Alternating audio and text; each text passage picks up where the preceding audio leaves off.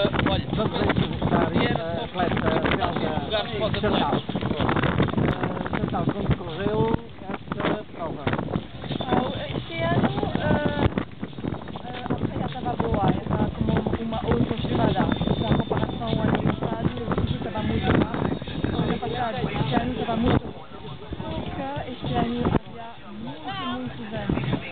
Então este ano foi o pior com o vento. Principal dificuldade para nós. Muito vento. Então a gente ter a ideia para proteger o vento. Primeira parte do percurso correu bem, a segunda parte já aprova toda a sua cozinha. Então a segunda parte eu perdi muito tempo. Não gostei muito do ritmo. O que é que prefere mais? Correr a estrada ou na areia? Também o atleta Não há nada a ver com a Joaquim Antunes, da Escola Secundária de Caparica, se aproxima, do Paulo 74. Joaquim Antunes, Escola Secundária de Caparica. Se deve trabalhar a estrada, especialmente as pernas,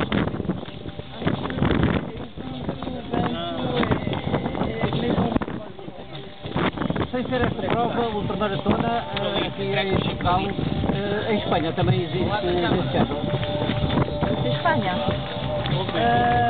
Provas iguais, ao pé do mar. Acho que aqui há algumas E também o atleta Óscar Rodrigues, comparativa àquela aqui. do Clube Desportivo de Larena, Qual é a das próxima Astúrias, prova que vai do entrar? Sol 115, a aproximar-se da linha de chegada.